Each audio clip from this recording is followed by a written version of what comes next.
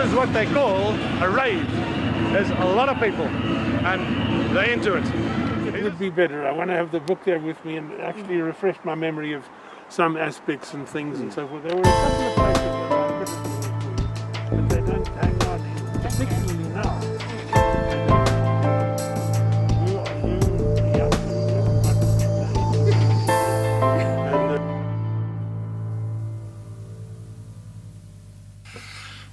You may proceed, Ms. Hofmeyer. Thank you, Chair.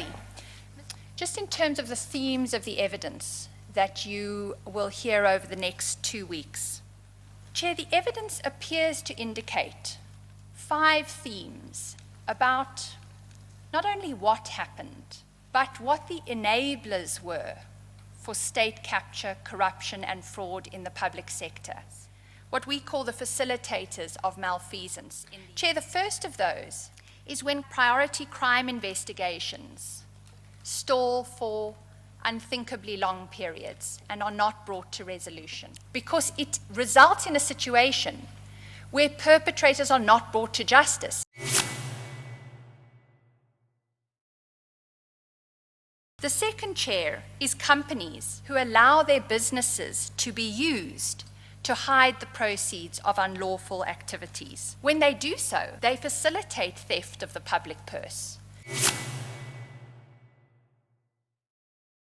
And then the third is funding institutions who are not rigorous enough in their funding decisions, and as a consequence of which, end up handing out money to those who should not receive them.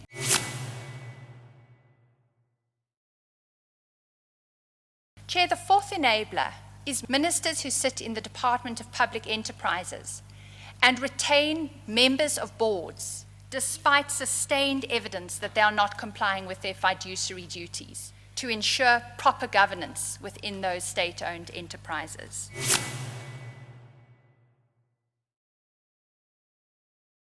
And Chair, the fifth, and the one that brings us focally to the evidence of today, is when ministries who receive whistleblowing reports from people who are trying to stand up to the assault within SOEs do not act on those whistleblower reports. Is that civil society organizations have to step in, but they have limited funds.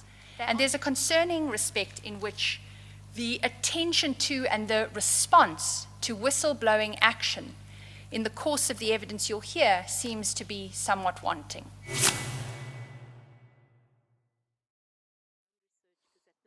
Well, greetings to all and welcome to this, which is the 9th episode of my Aletheia Dialogues with Whistleblowers.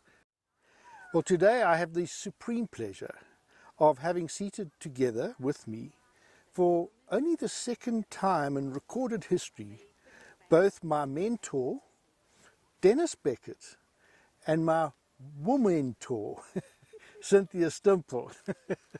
Now, why is Denis my mentor? Truth really matters to him, but as he writes in his autobiographical book, Radical Middle, Confessions of an Accidental Revolutionary, he tells us about 2 different lawsuits that were brought against him, suing him for defamatory statements that he had published in the magazine that he had founded and edited for 10 years, Frontline. The one plaintiff was Prince Mangosuthu Buthelezi, who took exception to Denis having used the words thugs to describe over-belligerent members of the Inkatha movement that Prince Buthelezi led. Well, Denis had lost in the High Court and went on appeal to the Supreme Court in Bloemfontein, and a good example of his lovely use of words. There are 2 good things about this ludicrous day. One was the courtroom. It was the first time I'd seen the inside of the appellate division, and I couldn't help but bask in its venerability. The other, I was inexpressibly relieved not to be a lawyer. I nearly had been, after all, and indeed technically I am. A yellowing document in an archive in Pretoria records that D.P. Beckett was admitted as an advocate of the Supreme Court of South Africa in May 1974. Sensible people ask how I could forsake this golden profession for journalism, even lower on status than it is on lucre. The answer is that I could look for truth where I thought I might find it. And that's the unique thing about journalism. At least in principle, you paid to search, not to come to a conclusion predetermined by a client or employer. Now, all that happened some 40 years ago, and Denis is predictably not rich, but he is somewhat famous, firstly as the editor of Frontline for that 10-year period in South Africa's traumatic past in the 80s, and then in the advent of democracy as a presenter of the SABC program Becketts Trek, which went on for a decade or so of the 90s. I don't know if SABC are ever going to rerun that series, and I wish they would, but alas, I think it's not going to happen. But you can still read his books, and I strongly recommend you get a copy of his book, Radical Middle, if you want to understand this man's remarkable history and what contribution he has made in quest of Aletheia. Just to very quickly say, that word is becoming extremely interesting to me, because I've since discovered, when I first used it, that Martin Heidegger, the German phenomenological philosopher, actually wrote quite a bit about it. He takes Plato's doctrine of truth further and uses the term the unconcealment of reality, the bringing to consciousness that which is covered over, or, and this is where whistleblowers come in, when power is at play, covered up. Now that brings me to the second interlocutor in this dialogue, and that's Cynthia Stimpel, my mentor. Denis and Cynthia had never met until Tebogo, my co-producer, and I took them on a walk together in Imageworks earlier this week so that they could get to know each other in a relaxed and leisurely conversation. As I said, although Denis and Cynthia had never met before this week, both had a rather profound and life-altering encounters with South African Airways. And I find myself wondering how history might have evolved differently had they met 10 years ago. Perhaps if they had, Cynthia would not have had to suffer so much through the ordeal of being a whistleblower against corruption within SAA, and that Denis in turn would feel a sense of vindication for what he had tried to uncover and, in a sense, blow the whistle about himself. When he wrote a book commissioned by the former CEO of South African Airways, Coleman Andrews, who was eventually fired. In fact, this year is the 20th anniversary of Denis's book being published. And alas, we don't have a time machine to go back in time and to alter the trajectory of history. But as human beings endowed with special capacity for consciousness about the past, at least we can reflect back on that experience. And so today's dialogue is a chance for me to sit and listen to an exchange between these two extraordinary people. Well, Denis, Cynthia, thank you for coming along, and I really just look forward to what emerges. We know about how the world is divided into the three sets of people. Those who make things happen, those who watch things happen, and those who say, what happened? But we forget the majority, who are the ones who say, did something happen? And that's where I belong most of the time. And I belong there about whistleblowers. It's two people who've made me understand that there is a new world here, that this whistleblowing thing is something for real, and that's Cynthia and John. John's Aletheia made me start thinking, hold on, this is not just like Magic the Gathering, swapping in for Pokemon, fashion's moving on. This is something new in the world. There's a new phenomenon in the world. Well, that was a revelation. And I read Cynthia on being a whistleblower and on the costs of being a whistleblower and the effects. And I think this is really major. This move that the world has taken is really major. And there are huge questions. And I'm delighted to be able to ask you the questions, Cynthia. I think we've got to deal with three things. Your very interesting origins, the experience of discovering that this major organization you're working for is being captured, and the life of a whistleblower. What happens when you've blown that whistle? What happens to you? Cynthia, I was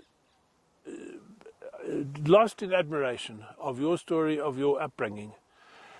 My side of town was brought up to think that your side of town, everything was chaotic. You're telling me this admirable ethics with my mother's milk is the title of a chapter of yours.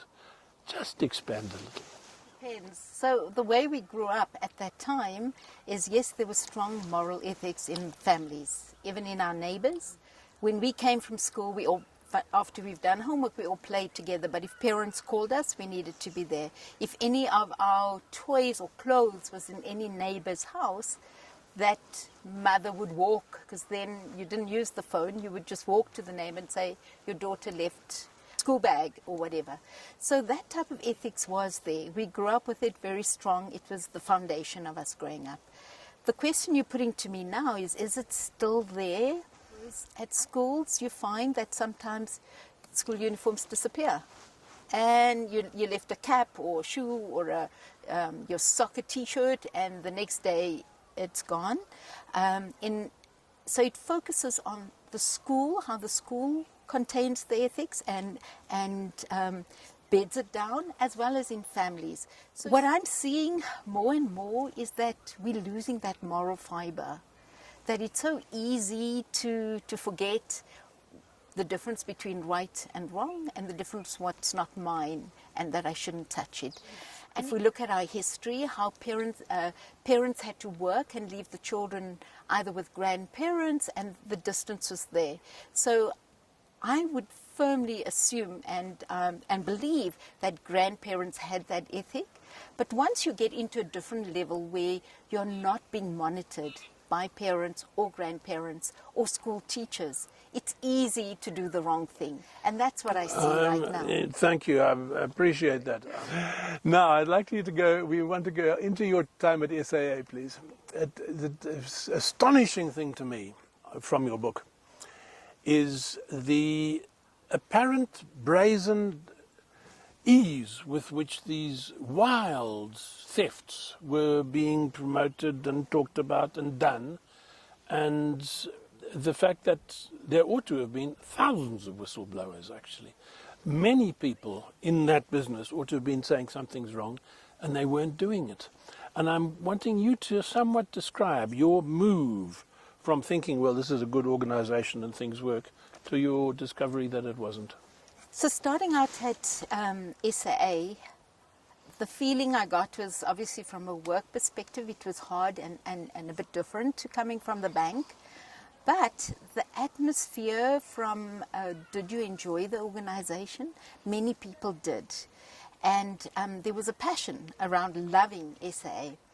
And I recall asking many people why they're still there, because they've been there 20 years, some of them 30 years, their whole career. Some started straight from school or university and stayed on. And when I asked some people the question around when the early years when SA changed with Coleman Andrews, they actually gave a very positive response around that. For me, where did it change is that before I got to SAA, actually, I've been called by a recruitment agency the first time and I turned it down, and the second time. The third time, the recruitment agency said, just go for the interview, what can you lose?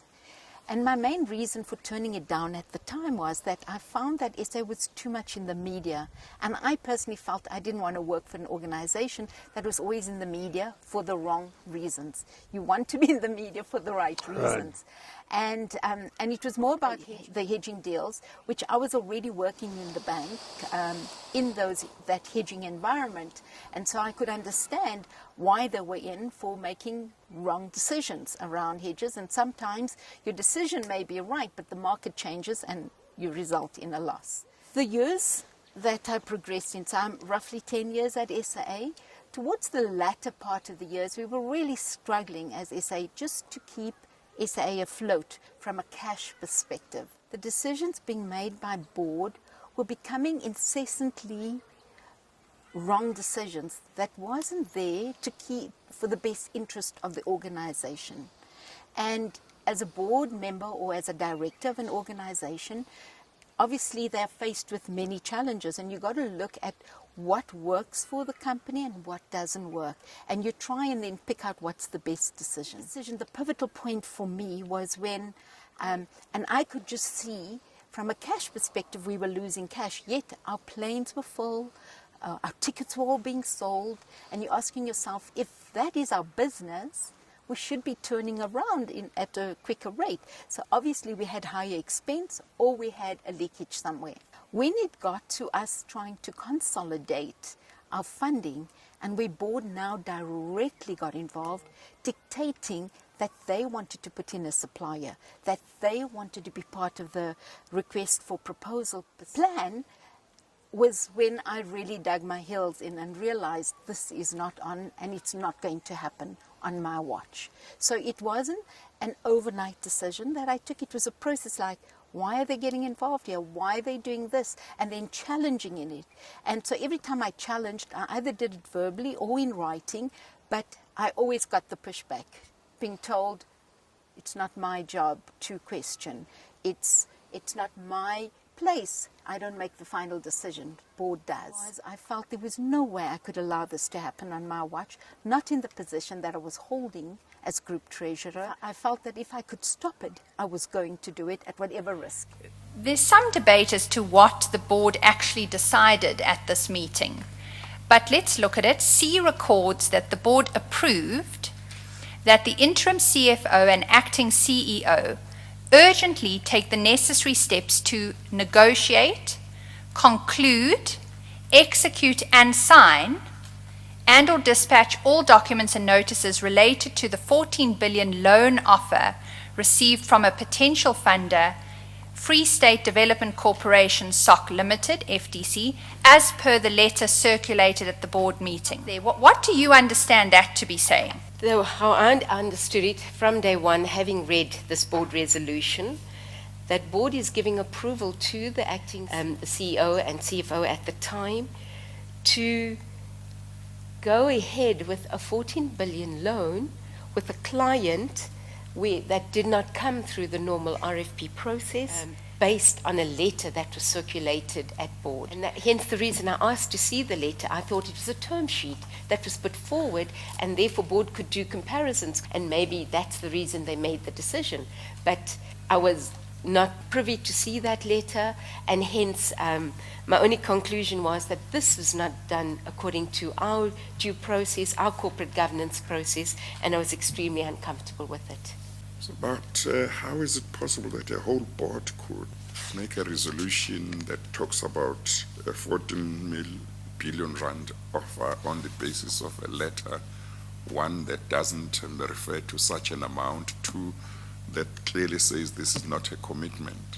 Perhaps look at the constitution of the board at the time, and that would give you an indication of how decisions were made. The constitution consisted of chairperson being Ms. Dudu Myeni, Yake Kinana, and Dr. Tambi, and then Ms. Nahansi and Mr. Twane.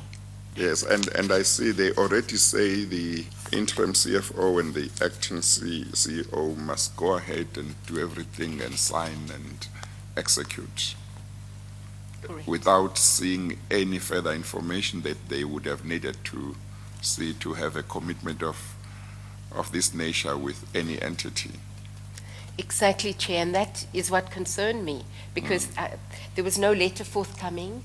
I asked for a term sheet, there was no term sheet forthcoming. I was even asked to ratify the decision of FTC, and once I received the board resolution and saw that the decision was made via a letter, which I wasn't able to see, I was very uncomfortable, and I stated that.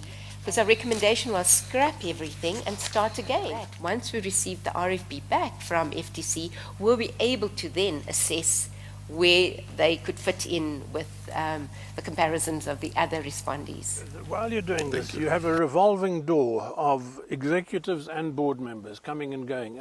You can hardly keep touch. You don't know who's your boss from 1 minute to the next. Correct. There's somebody moving in. I suspect that between the lines, a lot of people are moving out for, I think, wrong reasons. They aren't moving out because they've discovered better opportunity somewhere else. They're moving out because either they've been over-promoted or something else. Their complexion is wrong or some other damn thing. This is true, right? Yes. Which must have also been bewildering to you. And at the same time, board members are like appearing and disappearing at a rate of knots. So let's start with the CEOs, CFOs, the executives, and that revolving door perspective.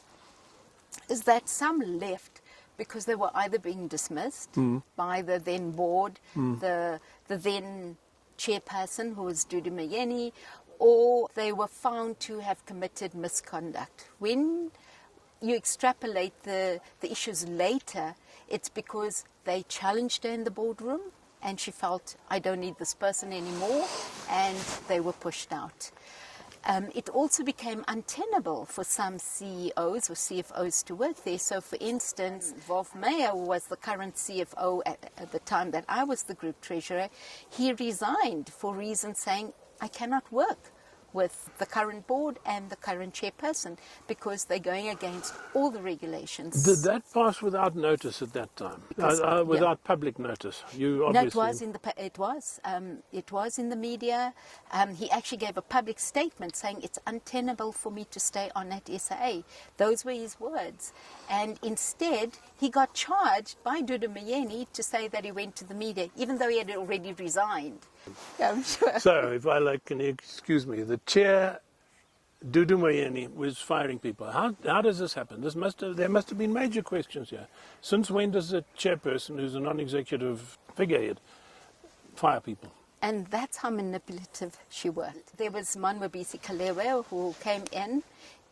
The one day he walked into his office, he was just locked out and escorted by 2 security guards out of the office. And then his charges came later. So what she would do is then get someone within the HR process or the rest of the board. Obviously, being a CEO, the board needs to make that decision. And she influenced those board members to get him suspended and subsequently dismissed. The same happened with, I think, Vusi Kona was the other CEO. The others were acting like Tuli Mshe. She was told to go back to HR position. There was Nico Poseidonhout was pushed back to Mango. So there's always a way when she could no longer control or manipulate someone, she would push them back to the position or get them out of the organization. So I think what I'm getting at here is there must have been a strong sense throughout the organization, this is wrong. Yes. But it was there were only hints appearing in public. Exactly. And looking back now, you blew a whistle after what? 10 years 10 in years. total.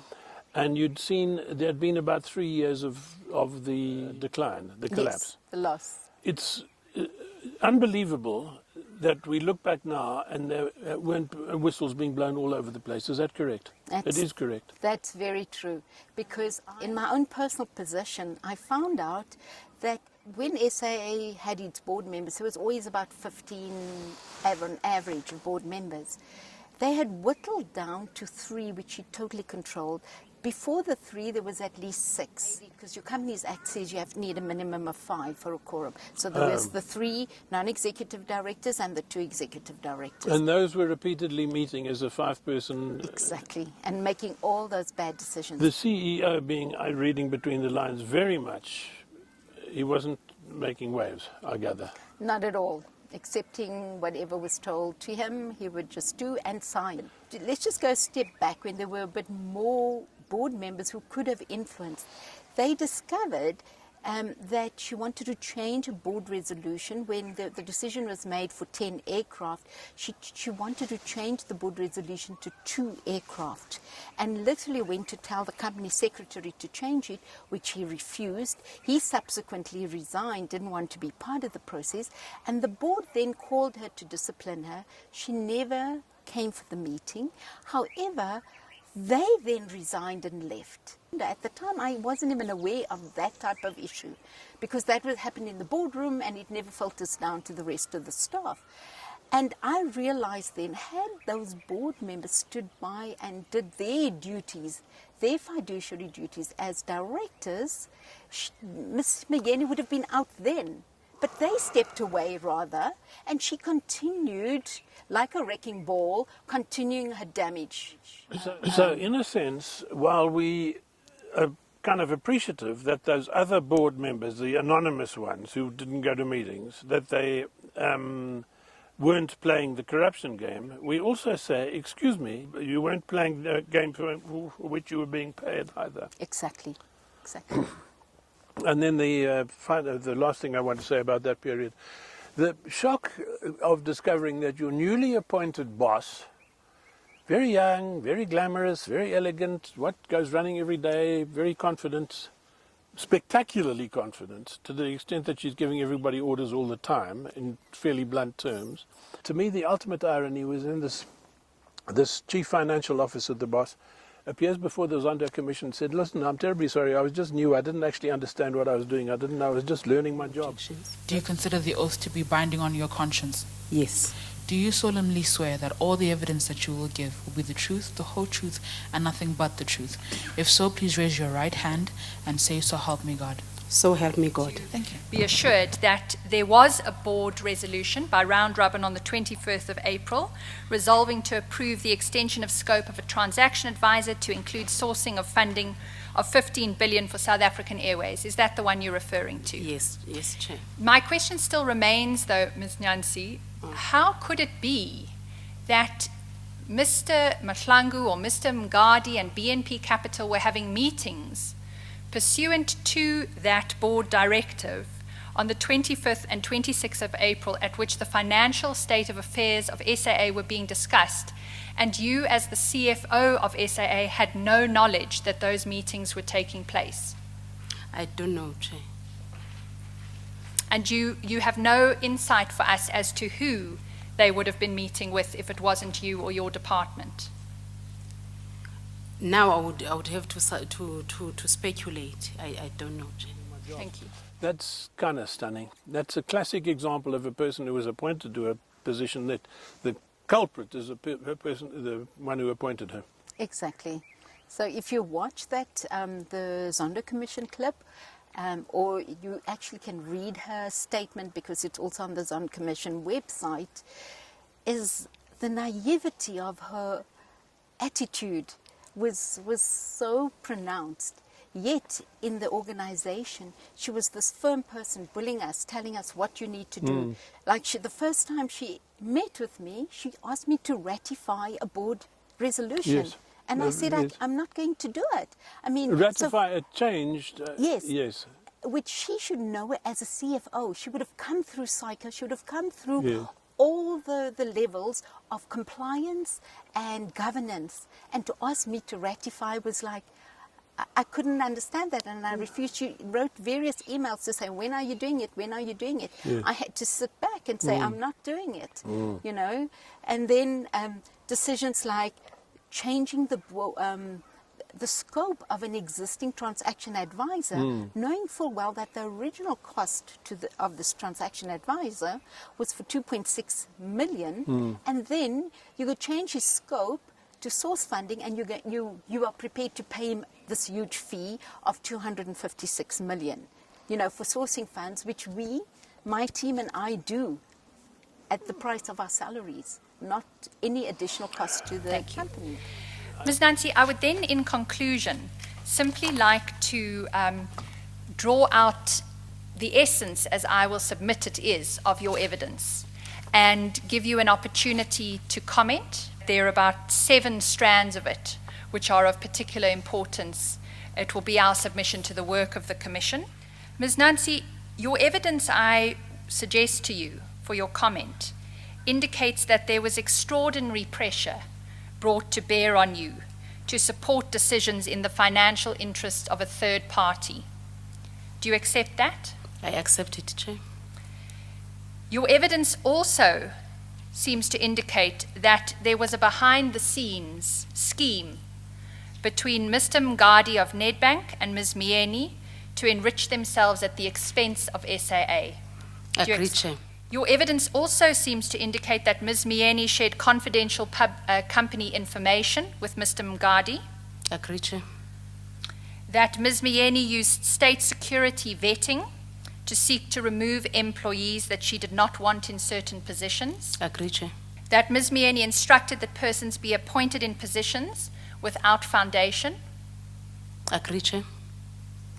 and that you heard from Ms. Kwinana that Ms. Mieni used to make false whistleblowing reports against employees that she wanted out of the way. Agree, Chair. Ms. Nancy, if Mr. van der Merwe's evidence is correct, and GRISAG had incurred no costs whatsoever in their work on the funding opportunity at SAA, do you accept that the entire motivation from BNP to be paid the cancellation fee amounted to a fraud on SAA? Yes, Chair, I do. And I have it from your evidence that you accept that you failed to report a corrupt activity or a suspicion that one had taken place in relation to the cancellation fee at SAA? Yes, I accepted it, Chair, saying it was overtaken by events, yes.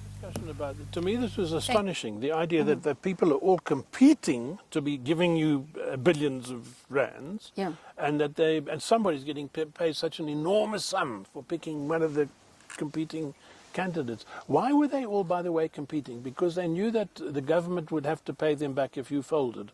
I presume. Exactly. The banks take their risks seriously, and the banks were not prepared to give us a full 15 billion. They definitely weren't. No single bank.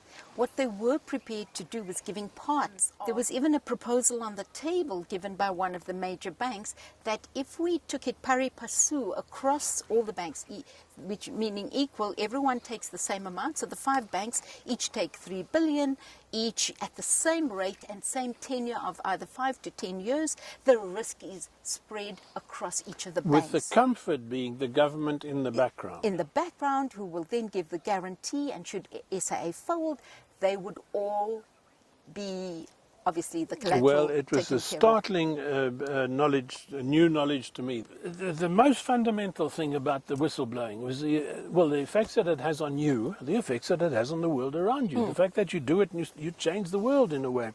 Now, let me tell people what you say about whistleblowers.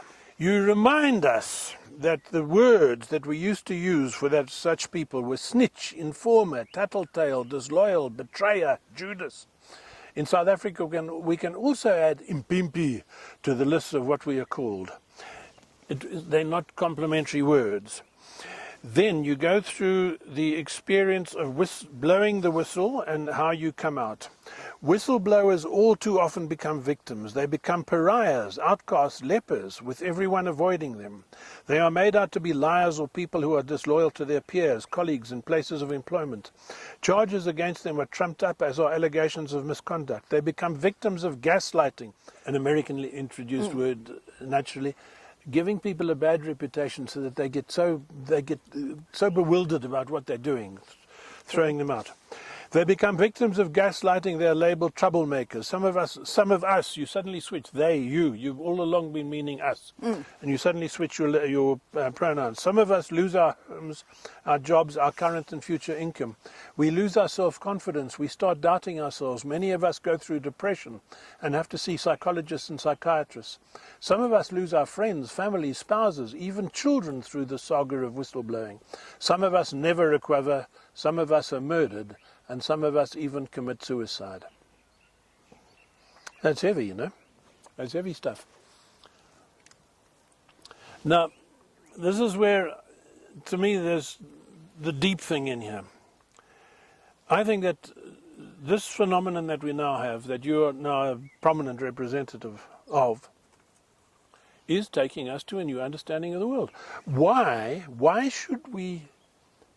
do we not, we're taxpayers in this country and the tax is being misused, why are we not damn grateful to you? Hey, thanks, well, we are, look, here we are, what are you doing here? Other than that, we're being grateful.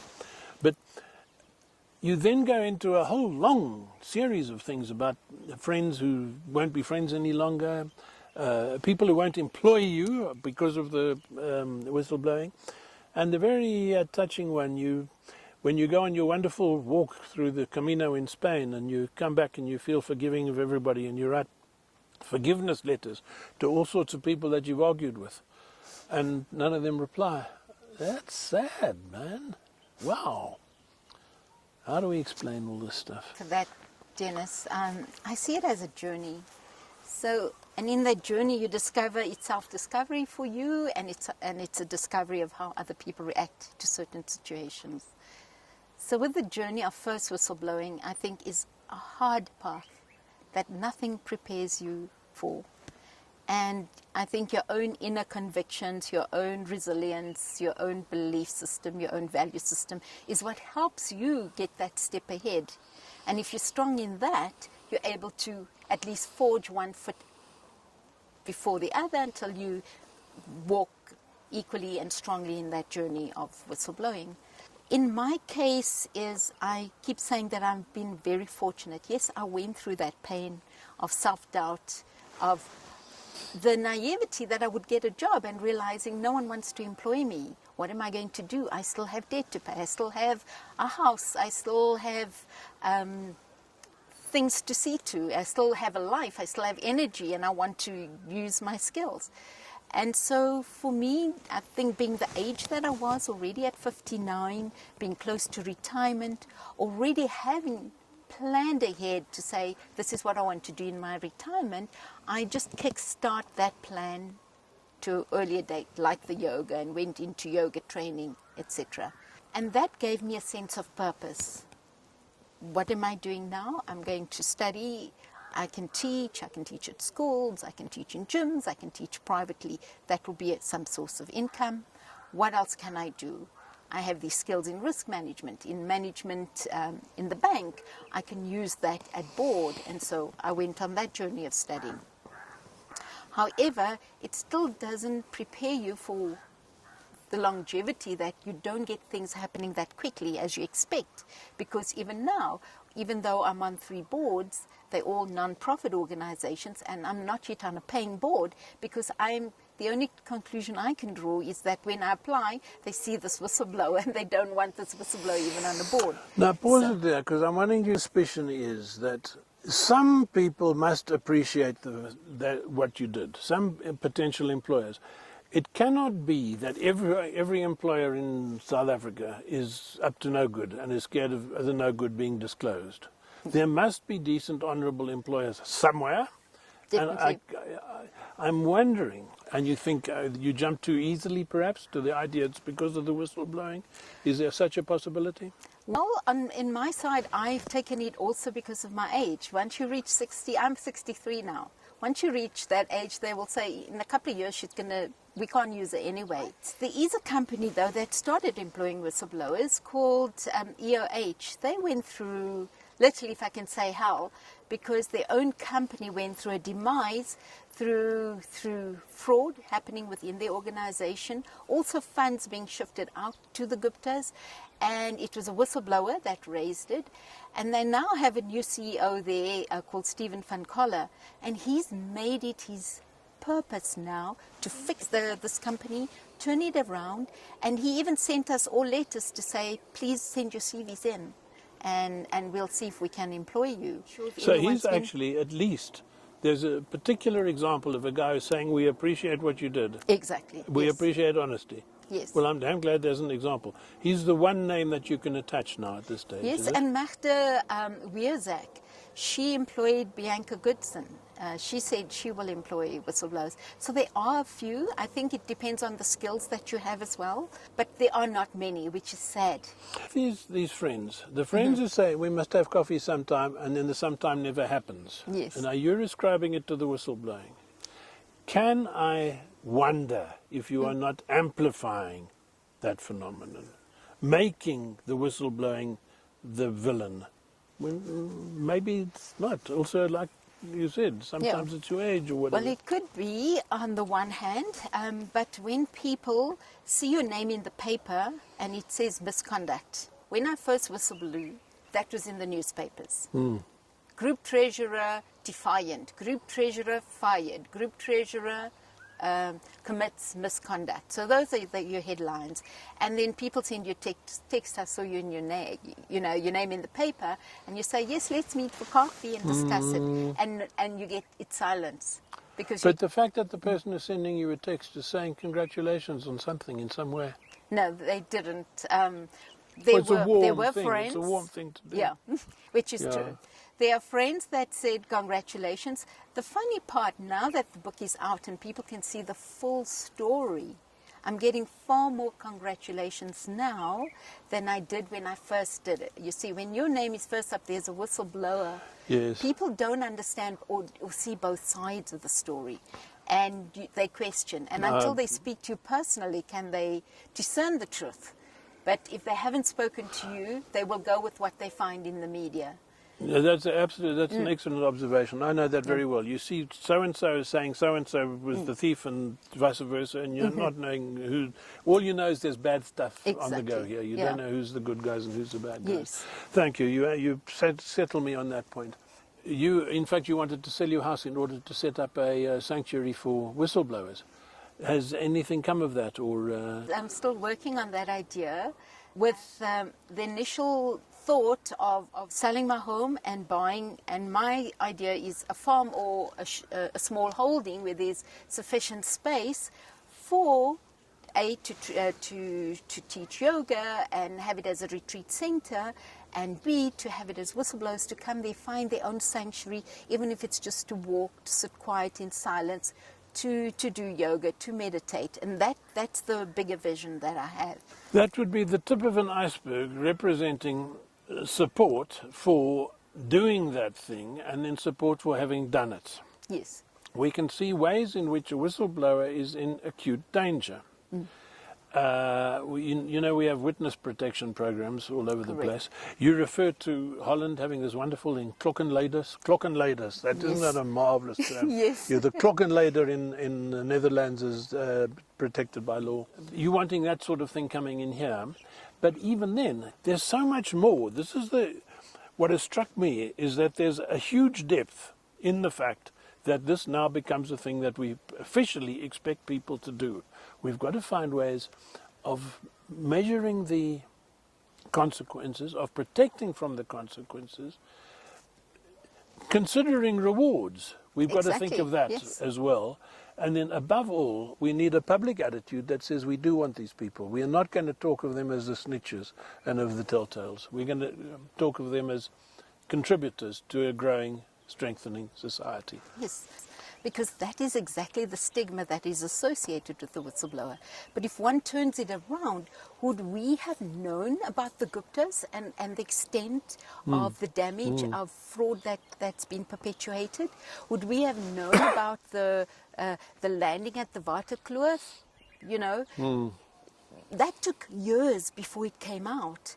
And suddenly last year, if you look during COVID, we had, within 3 months, we found out that there was COVID fraud about the PPE equipment, etc. So it shows people are coming quicker to the table to speak about these issues, whereas before it took years because they were afraid of their jobs, they were fear for their lives, there were just so many repercussions. Before isn't all that far before. There's still continuing characters now that are, and in fact, maybe you have 20 or so names attached to the whistleblowing industry now, of which we know that some of those guys are in really bad shape. They've been really messed up.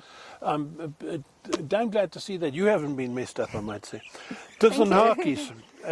Cynthia, as you see on her cover there, from the book, I had this picture of Cynthia as the quiet Tanny. You certainly don't want to tangle with that lady. Well, it turns out you're right not to tangle with her, but Cynthia is probably hopelessly cheeky and probably, I don't know, actionable these days, but you don't come across as a quiet Tanny. You come across in the American version of the word cute. Oh, thank you. Well, may I apply it? Thank you. Well, thank you so much, Denis and Cynthia. Just to wrap up with some final reflections to pave the way for the next episode. Firstly, this episode is the Stimpel Truth Revisited because it's round 2 with Cynthia.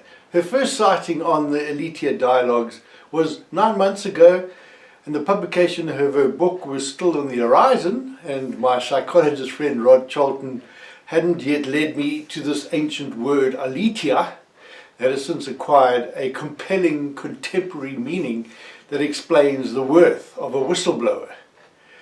If you watch both those dialogues with Cynthia, with 9 months apart, it will give you a visceral sense of Aletheia. When I first spoke to her, she had no idea how her book would be received. She knew only that there were other whistleblowers testifying at the Zonda Commission and that they needed support. She had formed Citizens of Conscience, which has helped us understand truth as Aletheia, a reality that will always be greater than our individual and collective ability to grasp it. And that's important because, as Martin Heidegger also wrote, The horizon takes two forms. The first is the point beyond which you cannot see.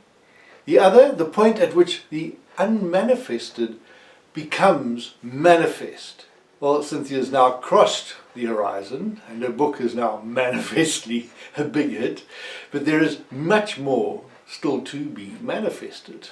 And those manifestations tie in with that famous quote paraphrased by Martin Luther King Jr. about the arc of history that bends towards justice. It was actually an abolitionist preacher, Theodore Parker, who some 100 years before King, and even before the American Civil War brought an end to slavery, in fact said, "I do not pretend to understand the moral universe. The arc is a long one. My eye reaches but little ways. I cannot calculate the curve or complete the figure by experience of sight. I can divine it by conscience.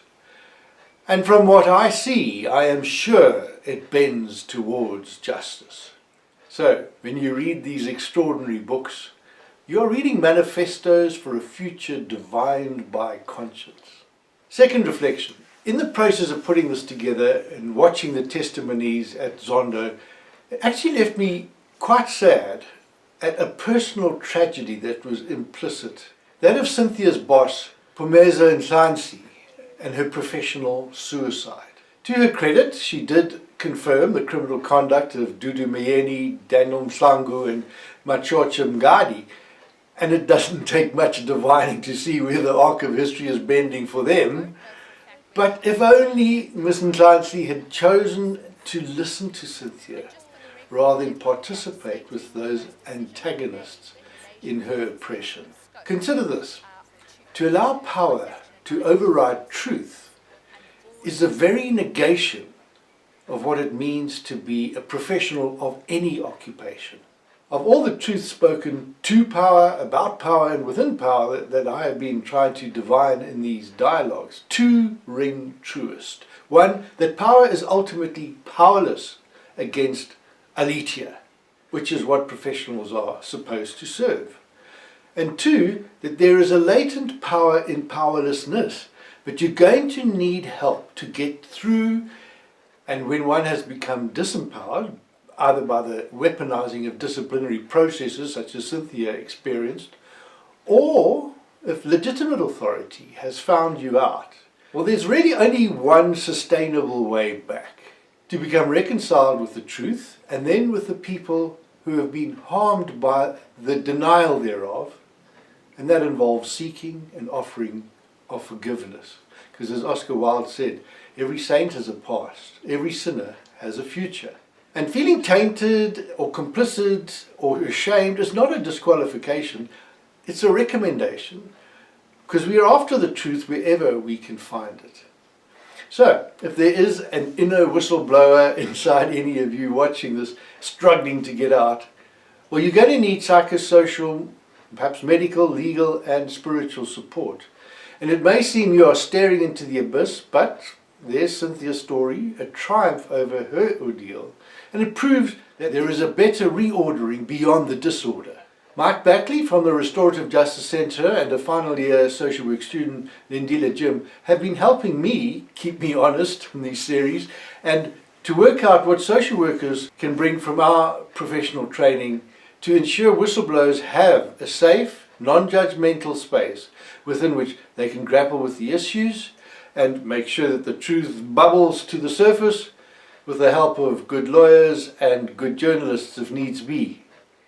Remember what President Ramaphosa said. Mr. President, I now give you the opportunity to make the statement that you wish to make.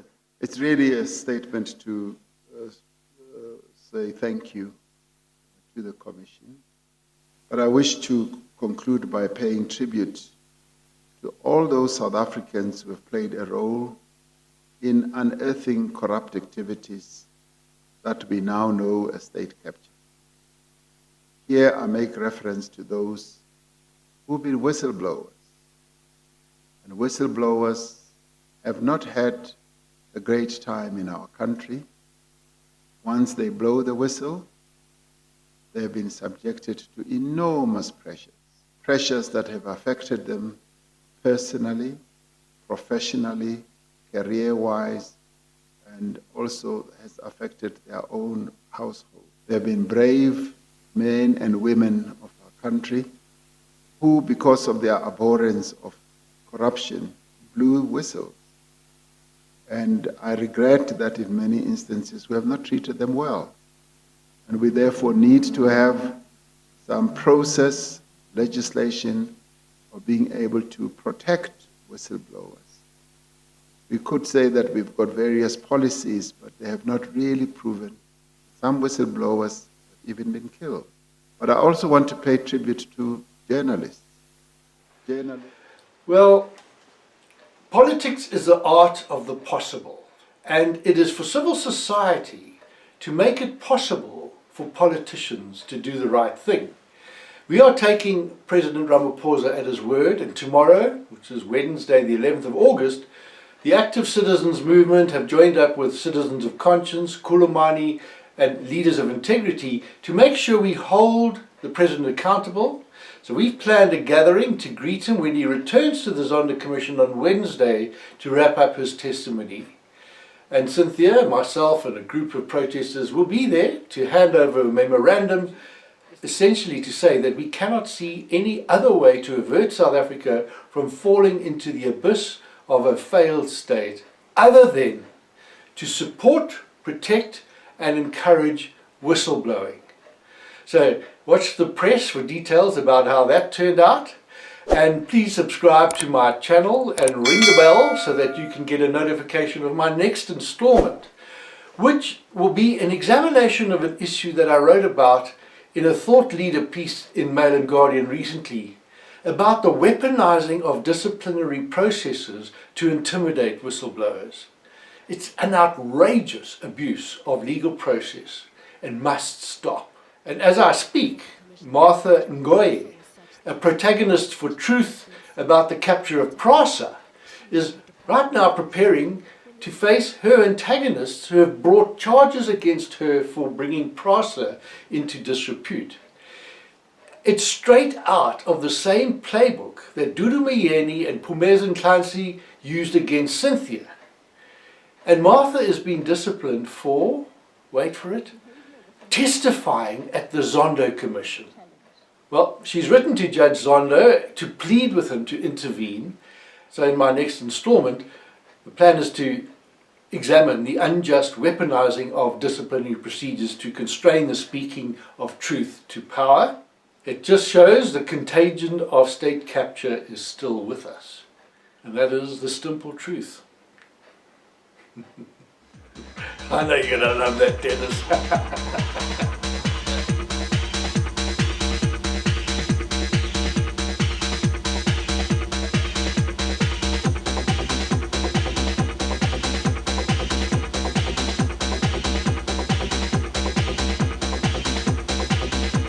As we walk around and slowly familiarize ourselves, if that isn't overstating it,